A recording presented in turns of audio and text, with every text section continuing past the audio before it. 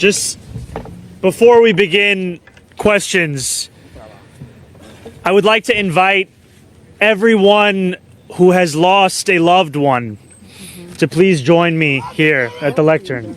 You can come down.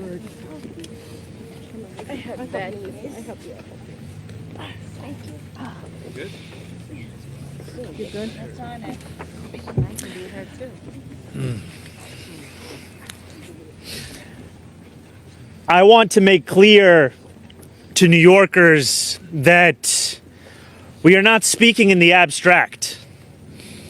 We are speaking about New Yorkers whose lives have been torn apart by inaction for far too long. And the New Yorkers you see alongside me are those who have lost the very people that they build their lives around. And sometimes you may not even know those in your life have been affected by this. This is a photo I was just given of me in high school, standing alongside a friend and a leader of our then soccer team, Asher Kelly Nacht. He was given to me by his mother, who is here with us. I did not know then what I know now, which is that Asher's father was killed while riding a bicycle by a reckless driver. And I say this because too often in our city, in our politics, we lose sight of what this actually means in people's lives. We start to understand these stories as if they are purely statistics. We start to think of traffic violence as something that can be measured in numbers year after year. We forget that this inaction has forced the very New Yorkers who have felt the brunt of this violence to traumatize themselves day after day, telling elected officials about the worst moment in their life. And today we are here not just to announce that we will complete this redesign, but also to announce that those days have to come to an end. That instead what we must do now is build for a new future. One that understands safety as something that is paramount, not as something that has to be negotiated. One that understands the worth of its people, the worth of this place. It all, as the assembly member said, comes back to the New Yorkers that are around us today and around us each and every day across the 5 boroughs. So to these families, to these New Yorkers, I am so sorry that we could not have done this earlier, years and decades ago, to have saved the loved ones in your life. But I thank you for the work that you have done to ensure that we can save those New Yorkers today, tomorrow, the weeks, the months, the years to come, to ensure that this pain not be felt by others who call this same city home. Thank you so much.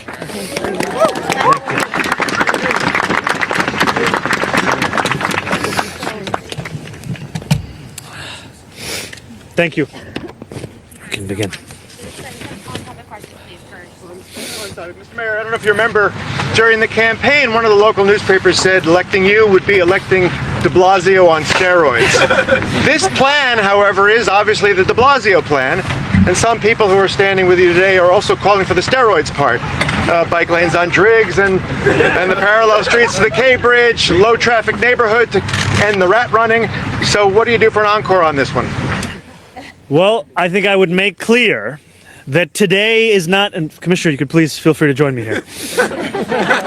Today is not and will not be the extent of the work that we will do to make this city safe. We will make it safe for pedestrians, for cyclists, for drivers, for New Yorkers across the 5 boroughs.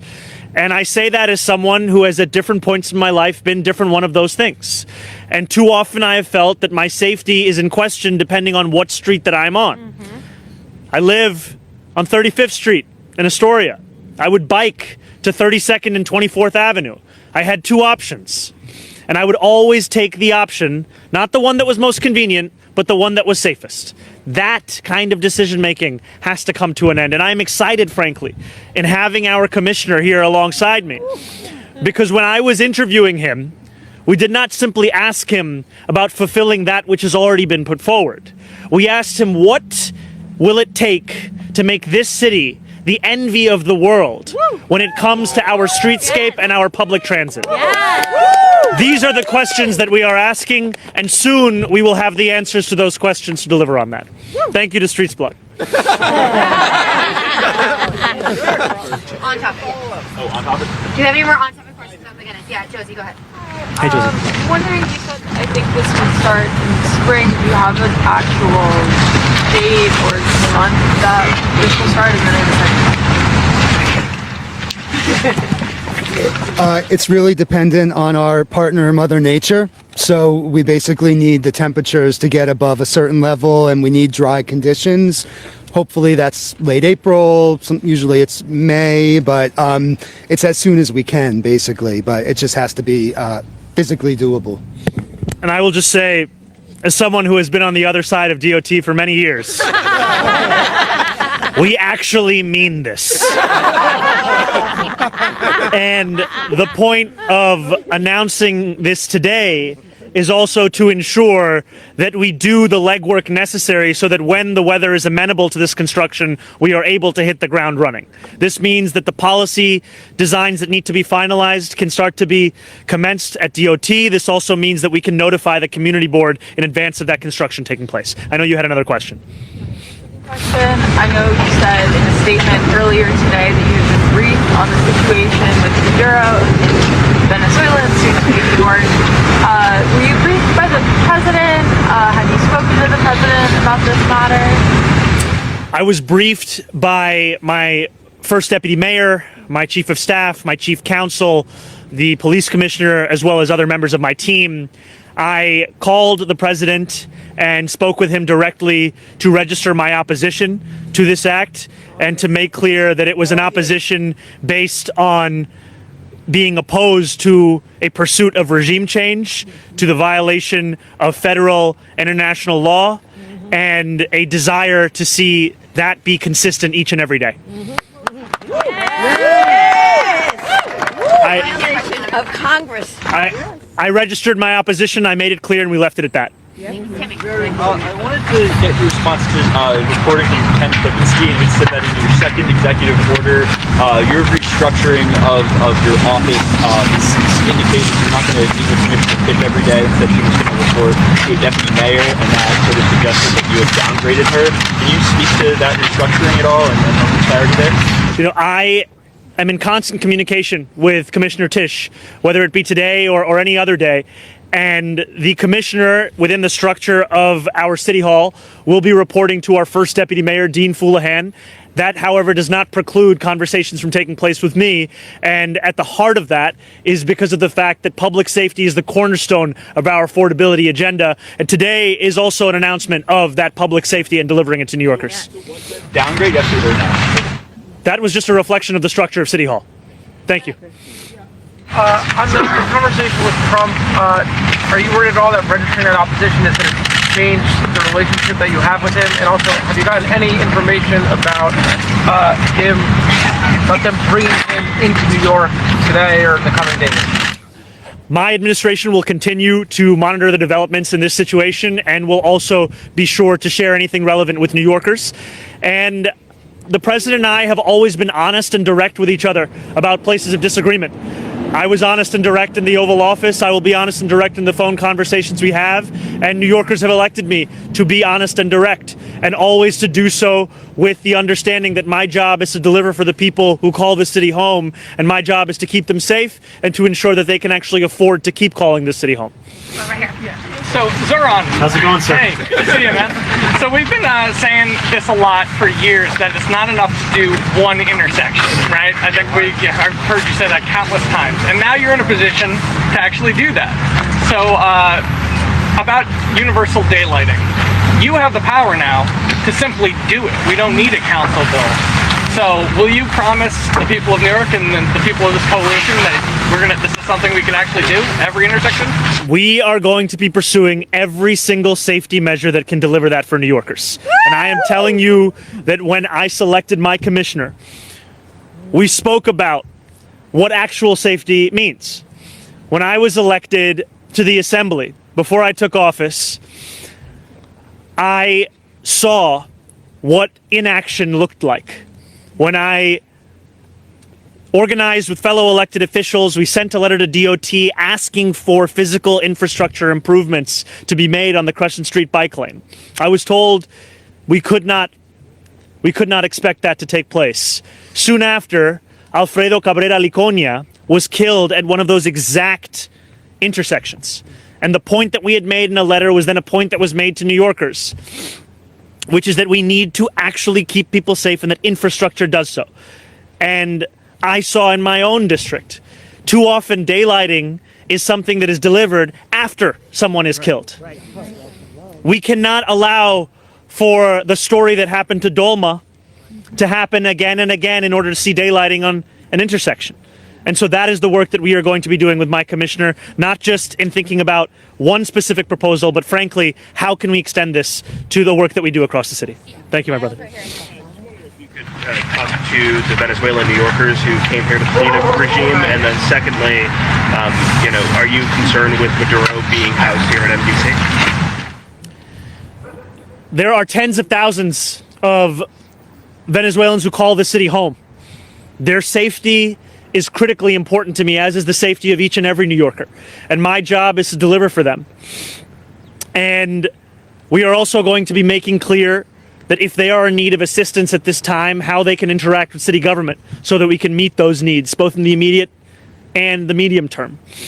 And we are going to make certain that for New Yorkers, we limit any of the impact on their day-to-day life that will come as a consequence of the actions the federal government has taken. Okay, 2 questions. Let's do one after the other. Quick. On Maduro, apparently he's going to be brought to New York City to face charges. Did you speak about that with the president? Is there anything that you plan to do or can do around his potential detention here in New York, or is that a federal issue that's out of your purview? As the mayor of New York City, it is my responsibility to ensure that whatever the actions the federal government takes, that they have a minimal impact on the day-to-day lives of New Yorkers. And so that will be a focus of my administration moving forward. Okay, second question. On the executive orders that caused some brouhaha over the weekend, or whatever day it is, can you explain to us when you made the decision to rescind the orders that you did, particularly as it relates to the definition of anti-Semitism for the International Holocaust Remembrance Association and the anti-BDS statute that the mayor had put in place? Did you always know you were going to roll those back? Why did you not publicly announce it or put out a press release saying so? Did you not want people to realize you were doing that? On the first day as the mayor of New York City, you have to make the decision of which prior executive orders you will continue, you will amend, and you will revoke. And I made the decision to revoke all executive orders made by the prior administration following September 24th. And I made that decision because that was the date for the first time in our city's history when the mayor of this city was indicted. And it was a day at which many New Yorkers started to doubt, even more than they did, the motivations behind any executive order or executive action that was going to be taken. And so I made that decision with regards to every executive order that was issued after that date, and that also included orders pertaining to Rikers, for example. Thank you guys so much. What time was Mr. Mayor, your call here with in the mayor? Greenpoint, it's a Polish I'm sorry, we American do have to go community. We'll take one final question. One final question. Yes, from you. Mr. Mayor, Yes, you're ma'am. here in Greenpoint, and this is this place is named after a Polish priest from a parish nearby. I just wanted to ask you if you can speak to Polish Americans who are still living here. What's your connection to them? What's your plans on working with them? Thank you so much. Absolutely. I have to say that I have deep respect for Polish New Yorkers who have made this neighborhood what it is, and a respect also for the fact that they have done so under difficult conditions over many years, and yet what we see today is that this thriving, blooming, beautiful neighborhood is one that is also pricing out many who have lived here for decades. And while I served in the state assembly, I had the pleasure of getting to know and calling a friend our assemblywoman, Emily Gallagher, who would tell me time and time again of the plight of Polish constituents of hers, not just as tenants, but also as small business owners, and how they were being pushed out of the city. And we want to ensure that we do not only remember Polish New Yorkers through the names of a park or a street or the institutions that we know in the neighborhood, but through a vibrant, living, breathing community that can afford to stay here. And that is going to be at the centerpiece of our work to make the most expensive city in the United States of America affordable. Thank you for your work.